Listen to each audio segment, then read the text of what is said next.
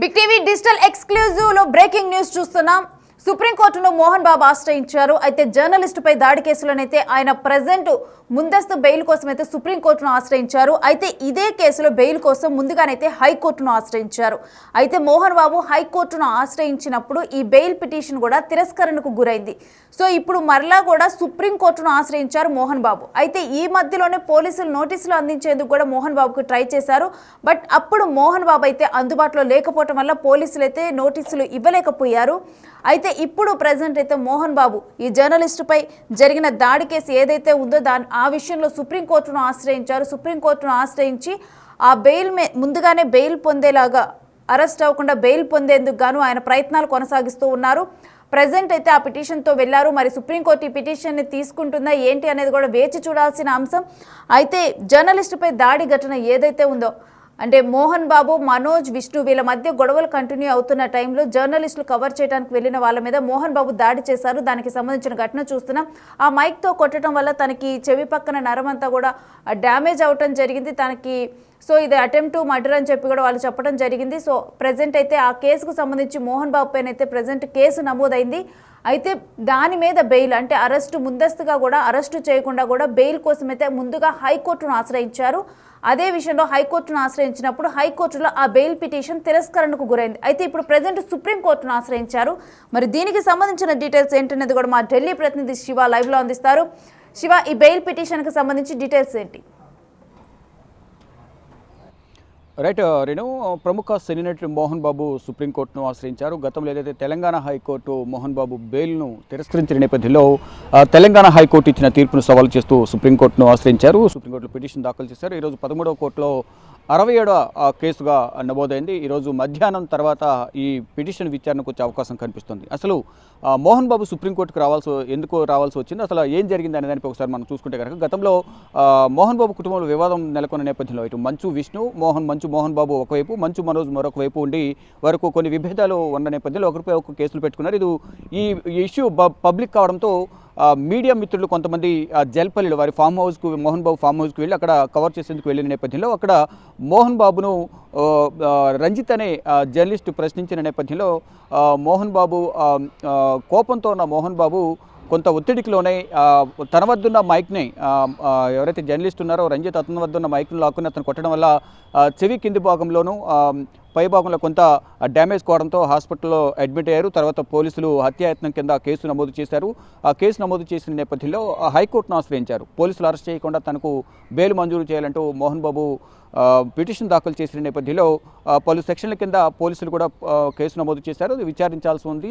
ఒక హత్యాయత్నం కింద దీన్ని నమోదు చేశాం కాబట్టి విచారణ చేపట్టాల్సి ఉంది, బెయిల్ మంజూరు చేయొద్దంటూ కూడా ఇటు పోలీసుల తరపున కూడా వాదనలు వినిపించిన నేపథ్యంలో మోహన్ బాబుకు బెయిల్ను తెలంగాణ హైకోర్టు తిరస్కరించింది. ఈ నేపథ్యంలో ఇటు సుప్రీంకోర్టును ఆశ్రయించారు. సుప్రీంకోర్టులో ఏం జరగబోతుంది, వాదనల సందర్భంగా ఇటు తెలంగాణ పోలీసులకు కౌంటర్ పిటిషన్ దాఖలు చేసేందుకు నోటీసులు ఇస్తుందా, లేదా పిటిషన్ అసలు కొట్టేస్తుందా, లేదా ఉపశమనం లభిస్తుందా, బెయిల్ లభిస్తుందా లేదనేది కూడా చూడాల్సి ఉంది. ఈరోజు మధ్యాహ్నం ఈ పిటిషన్ విచారణకు వచ్చే అవకాశం అయితే కనిపిస్తుంది. అంటే కేసు నెంబర్ 13వ కోర్టులో 67వ నెంబర్గా నమోదైంది కాబట్టి అసలు ఈరోజు విచారణకు వస్తుందో లేదు కూడా చూడాల్సి ఉంది. మొత్తంగా చూసుకుంటే ఏదైతే కుటుంబం మధ్య వివాదం నెలకొన్న నేపథ్యంలో ఆ ఇష్యూని కవర్ చేయడానికి వెళ్ళిన మీడియాపై దాడి చేయడాన్ని తీవ్రంగా పరిగణిస్తూ ఇటు మీడియా సంఘాలు కానీ ఇతర రాజకీయ పార్టీలన్నీ కూడా మోహన్ బాబుకు సంబంధించి వ్యతిరేకంగా విమర్శలు చేశాయి. ఫైనల్గా పోలీసులు కేసు కూడా నమోదు చేశారు. ఈ కేసు నుంచి తనకు ఉపశమనం కల్పించాలంటూ కూడా, అరెస్ట్ చేయొద్దంటూ కూడా హైకోర్టును ఆశ్రయించిన నేపథ్యంలో హైకోర్టు న్యాయమూర్తి ఈ బెయిల్ను తిరస్కరించారు. ఈ నేపథ్యంలో సుప్రీంకోర్టును ఆశ్రయించారు మోహన్ బాబు. ఇప్పుడు సుప్రీంకోర్టులో ఈరోజు మధ్యాహ్నం విచారణకు రాబోతోంది. ఏం జరగబోతుంది అనేది కూడా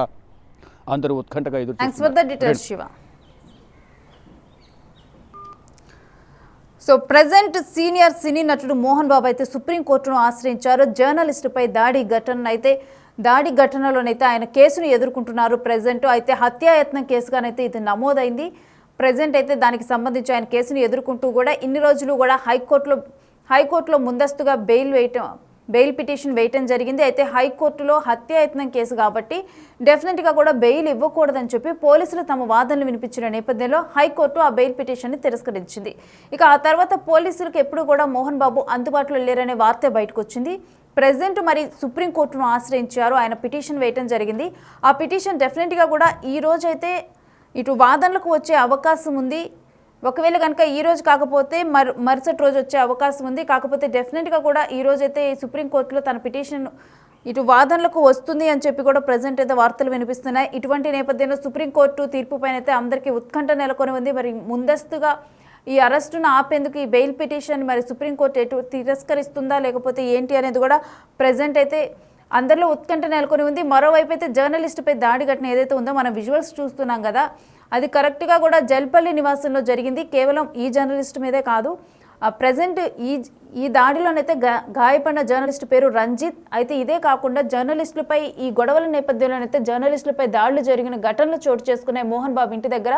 కాకపోతే సీనియర్ నటుడు అయ్యుండి అదేవిధంగా ఎప్పటి నుంచో కూడా ఇప్పుడు ఏం ఫేమ్ కావాలన్నా కానీ, వాళ్ళు మూవీస్ తీసినా కానీ, ఏం కావాలన్నా కానీ మీడియా ముందుకు వచ్చి ఎప్పుడు మాట్లాడుతూ కూడా మీడియా సహాయాన్ని తీసుకునే వీళ్ళు ఈ విధంగా కూడా ఒక గొడవ జరిగినప్పుడు అక్కడికి వెళ్తే కనీసం రీజన్ ఏంటి ఏమి కూడా తెలుసుకోకుండా ఈ విధంగా కోపంతో కూడా అలా ఊగిపోతూ కూడా దాడి చేయడం, బలంగా ఆ మైక్తో కొట్టడం వల్ల అయితే తనకు తల మీద గాయం, అంటే ఒక సైడ్న చంపకు ఒక సైడ్న గాయం అవటం జరిగింది. దానివల్ల తనకి సర్జరీ చేయాలని కూడా ఇటు డాక్టర్లు చెప్పారు. తను ఇంకా కోలుకుంటున్న సిచ్యువేషన్లోనే ఉన్నారు.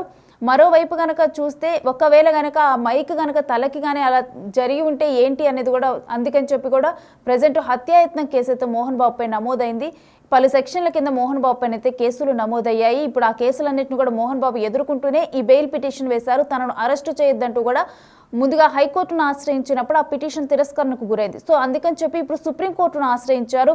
మరి సుప్రీంకోర్టులో ఇవాళ పిటిషన్ అయితే డెఫినెట్గా కూడా ఇటు వాదనలకు విచారణకు వచ్చే అవకాశం ఉంది. మరి అప్పుడు ఎటువంటి వాదనలు వినిపించనున్నారనేది కూడా మరోవైపు ఉత్కంఠగా మారింది. ఎందుకంటే హత్యాయత్నం కేసులో డెఫినెట్గా కూడా విచారణ జరపాలి అని చెప్పి పోలీసులు వాదించారు. మరి ఈ రోజు ఎటువంటి వాదనలు జరగనున్నాయనేది కూడా సుప్రీంకోర్టులో ఉత్కంఠగా మారింది. అయితే అరెస్టు భయంతోనే మోహన్ బాబు సుప్రీంను ఆశ్రయించారంటూ కూడా అందరూ అంటున్నారు. ఈ విషయాన్ని తెలిసిన తర్వాత మరి దీని మీద మీ అభిప్రాయం ఏంటనేది డిజిటల్ ఎక్స్క్లూజివ్లో కామెంట్ చేయొచ్చు. అయితే సీనియర్ నటుడు అయ్యింది ఈ విధమైన ప్రవర్తన, కనీసం తనకున్న కోపాన్ని కూడా కంట్రోల్ చేయకుండా ఈ విధమైన ప్రవర్తనని వ్యక్తపరిచారని చెప్పి కూడా అప్పటి నుంచి కూడా మోహన్ బాబు పైన అయితే చాలా నెగిటివ్గా మాట్లాడటం జరిగింది సోషల్ మీడియాలో. ఈ ఘటన జరిగిన తర్వాత మోహన్ బాబు కూడా హాస్పిటల్కి వెళ్ళటం జరిగింది. తన హెల్త్ బాగాలేదంటూ ఒకసారి హాస్పిటల్ నుంచి వచ్చిన తర్వాత ఎవరైతే అప్పటికే కూడా చాలామంది చాలా రకాలుగా చర్చించుకుంటున్న నేపథ్యంలో, అలాంటి అనేక విమర్శల నేపథ్యంలోనైతే మోహన్ బాబు వెళ్ళి